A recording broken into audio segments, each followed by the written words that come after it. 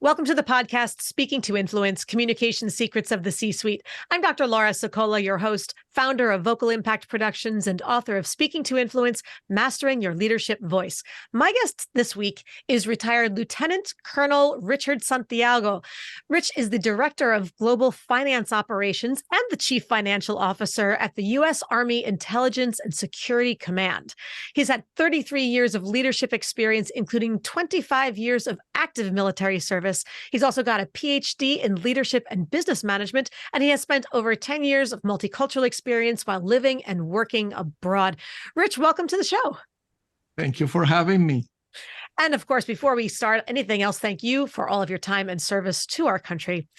Now, what is your fun fact? Aside from what wouldn't be fun in 33 years of military service, there's got to be tons of fun in the Army. What's your fun fact? Well, it is, I travel and live in 14 different countries. I was born in Puerto Rico, joined the military, and traveled to the U.S. From the U.S., I traveled to work to Iraq 1 year, Afghanistan almost 1 year, Saudi Arabia 2 years, Hungary, Bosnia another year, Germany 5 years, and I can go on and on. But in that time, I have the opportunity to work with over 20 NATO partners. And during these interactions, I met a lot of individuals that were bicultural. They have learned their home country culture as well as a second culture. And they were also, many of them, bilingual. So it kind of emphasized in me the importance of speaking and communicating effectively across cultures in the workplace. That's amazing. I mean, 14 countries in, I don't even know how many years, but that's a lot of, and that's not even including the travel. That's just where you had to live and work. Right. So you must have gone through a passport book a year at that point. An awful lot of extra pages. What's the most uncommon country you've ever been to where people go, that's a place? I didn't know that was a place. I will say out of the one that I travel, people question the most the Saudi Arabia. Okay. Yeah, so one they've heard of, but it's just a different culture. Sure. And they're like, are you going to Saudi Arabia to work? Yeah. And it was a great experience. I had the opportunity to work with the Saudi American Bank. I was the liaison officer for the Saudi American Bank, so I worked with them very closely. I'll bet you did. That must have been an incredible experience. It was for 2 years. Yeah. Oh my goodness. So that's, all right. So that's a whole different conversation. We can go down another time. But for now, tell us a little bit about what you're doing today. What is your 30-second elevator pitch? Okay. So as you mentioned, I work at the U.S. Army Intelligence Security Command. This is INSCOM. INSCOM conducts global and security operations. I am their CFO. I manage over 40 individuals while providing financial management support to over 17,000 individuals located in 180 locations in 45 countries. I oversee the travel program, civilian pay, audit, accounting, and most importantly, I oversee the leading of digital transformations, which includes the modernization of business systems. That's all? That's all you take care of? That's I mean, you could finish that by lunch, right? That doesn't sound like a very full day at all. Oh my goodness. So 17,000 people and 180 locations in 40, how many countries? 45 countries. 45 countries around the world. Oh my goodness. That is quite the mouthful, and going to keep your calendar pretty full, I'm guessing. So in doing all of this, since most people can't keep one country and culture straight, and you're dealing with dozens and hundreds at the same time. I would imagine there's a lot of opportunity for misconception, misperception, miscommunication. What's something that you wish that more people understood about your role, about your organization, or your industry? And most importantly, what's your personal role in changing this perception? So I would say I wish more people understood how my role as a chief financial officer have changed. Okay. Now the Army is having three major initiatives. One, ongoing digital transformation. Two, Okay. managing the growing multicultural force. Three, transforming traditional finance operations to future finance operations. As a CFO, to lead this initiative, I'm required to be a change agent and a strategist. And just to give you the backstory, back in 2020, INSCOM became the test site for digital transformation. We implemented enterprise resource planning system. This system have a 70% or more failure rate. Wow. In your organization, or just historically, in other locations? Okay. Now, why would something that big have such a big failure rate? And it's because it requires new technology, learning a new system, learning a new role, and it changes responsibility across the organization. So let me just make sure I'm understanding. It's not that there was within your organization, there's that kind of failure rate, but that sort of universally out there for any sort of change that's this big on a digital construct, that a lot of organizations have that number of organizations fail to implement it successfully because it requires such massive buy-in and sea change effectively. And if the organization doesn't do that right, the system can't succeed. It's not that there's a problem with the system itself. It's just that organizations don't implement correctly. Am I correct in understanding that? It's just a challenging process. And the way I find out the 70% failure rate, I started to do research as I was implementing, because it was complex, a lot of efforts. And I learned that it was a 70% failure rate, and organizations that implementing this digital transformation as a change management had 90% or more of success. Okay. So this is why my CFO role became a change agent role, because I started to address the implementation as a global change management effort. And in the same process, I became the strategist, as I had to figure out how the organization is going to implement this new ERP. Wow. Okay. And ERP stands for? Enterprise Resource Planning System. Got it. We want to make sure everybody's clear on the alphabet soup. So we implemented this enterprise resource planning system, but the actual name of the system that was implemented was the General Fund Enterprise Business System for Sensitive Activities. It's called GFIPS-SA.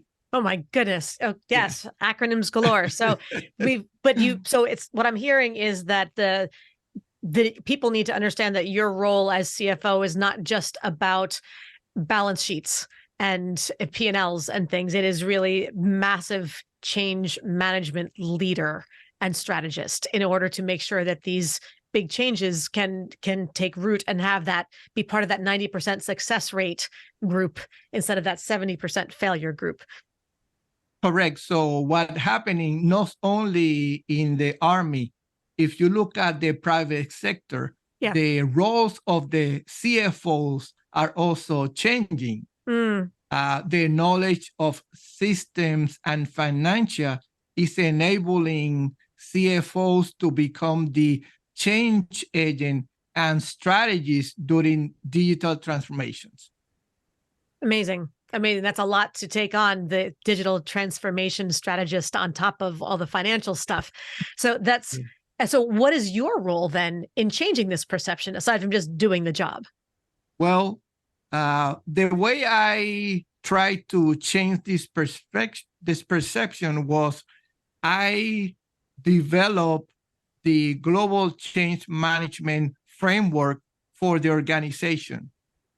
And I started to not only communicate, but to demonstrate how change agents perform in the organization while implementing these efforts. For example, let me give you a couple of things that I did for this global change management framework.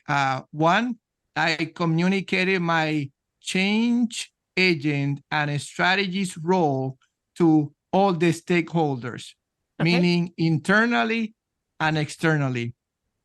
Communicated vision, timelines, guidelines during staff meetings, presentations, and individual interactions.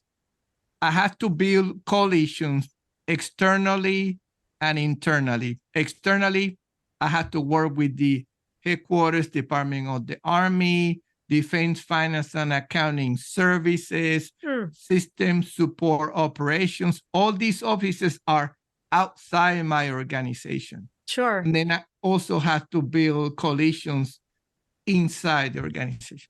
So did I understand correctly that part of your role in changing this perception is quite literally to just tell people that, yes, I'm CFO, but understand we are undergoing this major digital transformation and I am the head of the digital transformation as well. I will be spearheading this project. I am the key leader in this. So it's not just about the finances, it's the digital transformation as well, just to tell people explicitly, make those announcements and drive that point home. Is that correct? That is correct. When you get the digital transformation and you take how to integrate the multicultural workforce and the opportunity to enhance financial operation, I have to take all this initiative, frame it, and ensure that we can execute without impacting the ongoing global intelligence and security operations. Yeah. Yeah. Amazing. So, and I think for that's enormous. One easy takeaway that I hear for a lot of people is almost because it's simple, we tend to overlook the simple things. And it's that when there's a change of responsibility, we need to tell people. Whether you put it in emails, whether you mention it at the beginnings of meetings, whether it gets, I'll use the term evangelized or socialized or whatever label you want, we have to remind people. We have to say these things to people, whether you say it yourself to others about you, or you make sure that other people working for you are reinforcing this message explicitly. We have to tell people out loud, explicitly, specifically, multiple times over for them to get it through their heads. We can't just assume we mentioned it once and they remembered it and understand it, because let's face it, most people's attention span and memory alike are equally short. So we need to keep reminding them of this if we expect them to understand it, process it, retain it, and respond accordingly. Am I on target? Yes, you are on target. And other things that I have to do with, we need to gather resources because this is a digital transformation. You have to look, do I have enough computers? Do I need to get more computers? Sure. Do I need to get more resources? And how do you manage the challenges that come with the new system when it doesn't work? Or people are learning. So I have to centralize the team to manage all the problems in my office. Yes. So every time somebody have a question or a problem, I ask them to call my office and we will figure out if this is you that may need more training, or this is a real problem. And then we took the responsibility to work with external organizations to figure out what the solution was. Well, it sounds like you've done an amazing job of successfully communicating these changes to people. Tell me about a time when you thought you did a great job of explaining something only to realize that was not the case.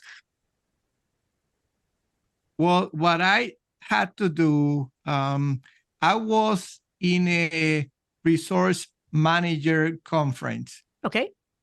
And again, I'm here being the CFO change agent, and I wanted to communicate that the financial management leadership across DoD was emphasizing leadership skills. Okay. I thought I was doing a great job, and I realized that the audience was looking to me a little bit confused. Okay. And what caused that confusion? Good for you for having the emotional intelligence to read those nonverbal cues and recognize that blank stare that we get sometimes. So what happened? Well, what happened is the audience, I work in finance, right? So our traditional responsibilities are centered in budget execution, controls, compliance, and transactions. And I'm here trying to explain the importance of leadership. So, I mean, budget execution, controls, and compliance, those are important things. They're critical. Sure. What I was trying to communicate is we also need leadership. But there was a gap. I was on the leadership level, and a lot of the people in the audience were non-supervisors also. So I have a technical audience, non-supervisory audience, and I'm here trying to explain the importance of leadership. So I had a little of a gap. Yes, yes. And that's so challenging. Sometimes we don't realize exactly when there's a mixed audience, how to find that balance to meet the needs of both groups, or of both extremes, or of everybody along the curve, so to speak. But I can imagine that would be a little bit confusing if they were expecting more technical instruction and instead got leadership advice. Well, but who knows what nuggets some of them will have taken away and how they got inspired for future jobs. So we hope we planted some seeds, right? Now, go ahead. No, go ahead. So tell me about a time then when you allowed yourself to be a little more emotionally vulnerable with the team. How did it impact your relationship moving forward? So I did that with my high performance diverse team. Okay. I have a multicultural, cross-functional team, which is the one responsible to help me manage the global digital transformation.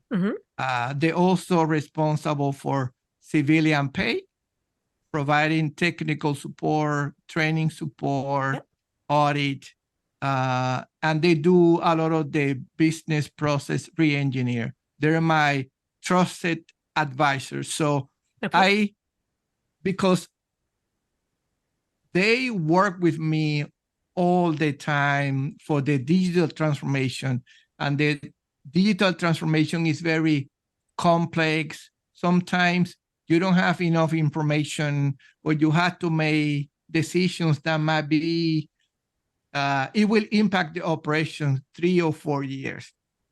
So I started to share with them when I was frustrated, when I was excited, when I was just all my emotions. I was just being honest with them. And what happened is, as I started to share my emotions with them, they started to trust me more. And we developed better relationships. And so we have an unfiltered conversation about my leadership skills and the impact, my emotions and the impact. So it helped me calibrate my decision to a very detailed degree.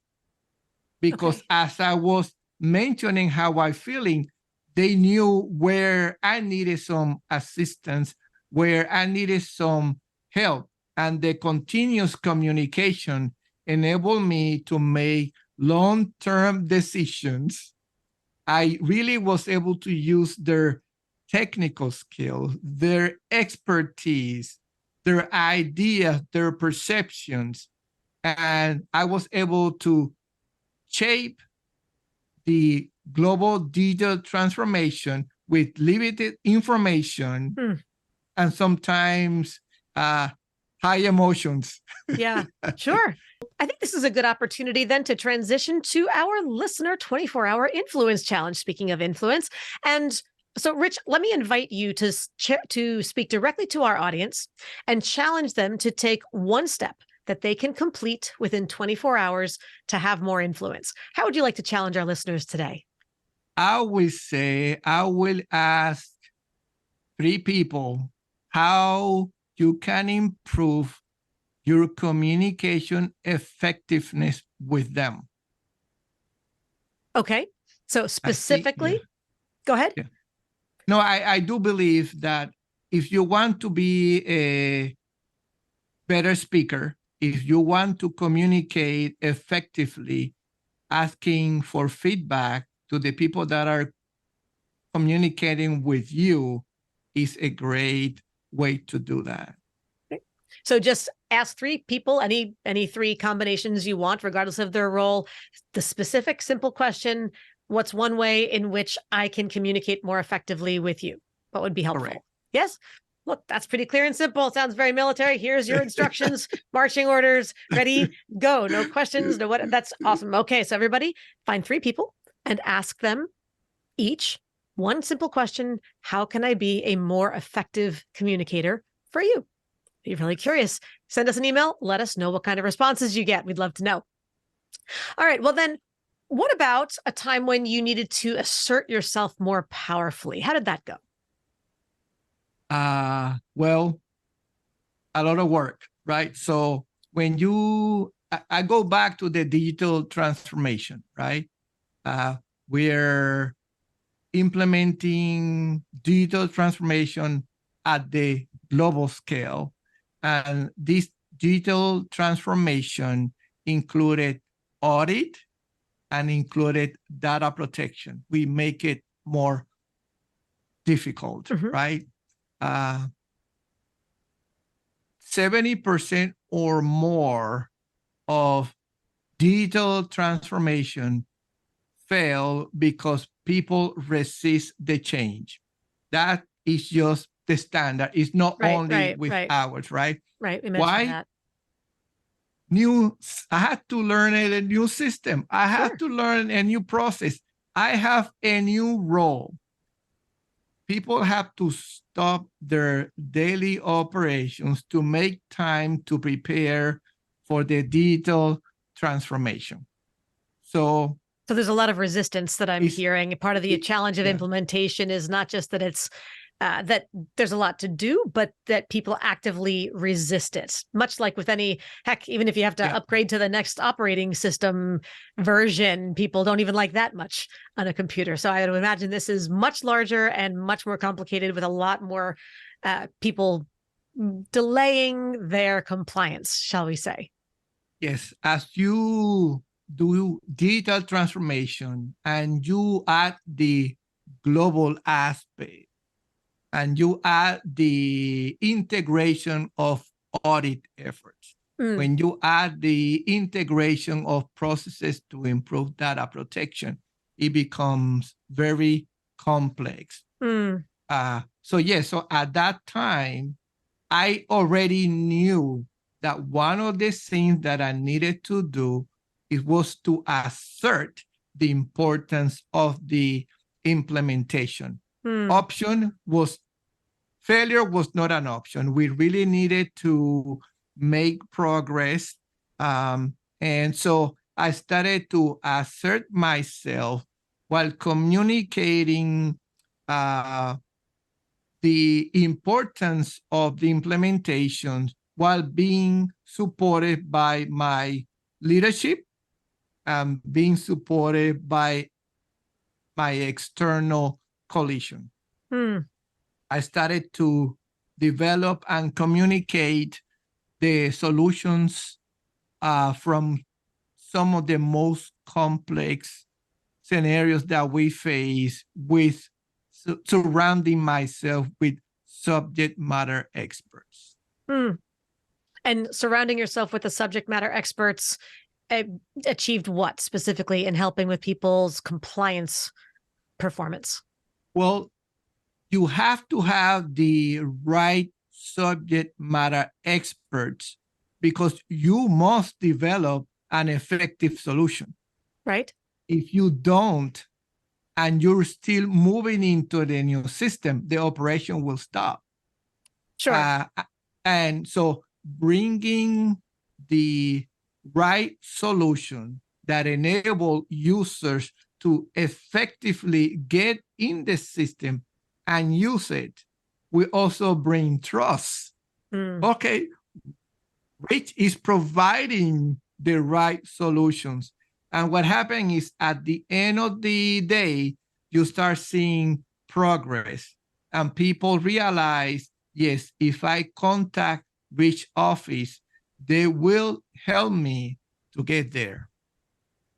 Okay. So in your assertiveness in this was just to kind of all different stakeholder groups in saying, look, this is not an option. Delaying, dragging your feet, resistance is not an option. We need to get on board and get on board now. And here's how we're going to do it. Like here's the team. Or bringing those experts on and having them be more assertive in promoting what they needed to do, or where, am I understanding correctly the various layers of the assertiveness part of this? Yeah. So you're right on target. When you implement something globally, my goal was to establish a team in my office at the headquarters level that was able to provide this technical expertise to advise users how to use the system and also be able to find solutions to problems. Sometimes was the system, and we needed to work with external organizations. But when I traveled to all my locations, my units asked me to please have good tech support. That was one of the big requests. And I knew I really needed to have a good business system support team, which I do have today. Great. Yeah, I would imagine if you're going to do a system-wide ERP transition, tech support would be number one on the budget list at that point. Yes. A lot of phone calls. Yes. And tech support is one of the big aspects, right? I needed resources. I needed the support from my leadership. And my leadership gave me all the support that I needed. So when you have all that support and tech support and your leadership is enabling you to design this global change management and execute it and get resources, that's how a good digital transformation looks like. Yes, sounds like a great model. And actually, that brings me to the idea that where, on the one hand, you needed to assert this initiative, be very direct. This is not optional. This is, you get on board or get out kind of a thing. But at the same time, it can't just be all stick. There's got to be some carrot, right? As opposed to not just demanding that people comply, but also inspiring them to comply. So tell me about a time when you were able to really inspire people as well, not just compel them to comply under threat of something horrible happening. Where's the inspiration? When did you do that successfully? As you mentioned, we have to listen, right? Implementing digital transformation and other initiatives require an assertion, but also the ability to listen just to make sure that you know where you at. When I needed to inspire the team, I'm going to use a different team because I also manage the travel operations, and we were centralizing the travel operations, mainly moving positions that were located around the world, and we were relocating the positions in my office at the headquarters level. And many people working around the world decided not to relocate. So now you have the position, or I have the position in my office, and we need to get somebody new to the office, which brought a lot of new people into the travel operations at headquarters. Sure. That was with during COVID. Oh, just to make it more complicated. Just to make it more complicated. So people were coming in and they were teleworking for several months. So when you have a new team coming in, going to work from home, they don't see each other. Yeah.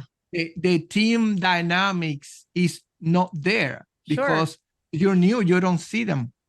So just to make sure that everybody's caught up on this, that the travel communications, travel ops was decentralized for however long. So you had agents all over the place and around the world, decided to consolidate and centralize those offices to the DC or Virginia area headquarters.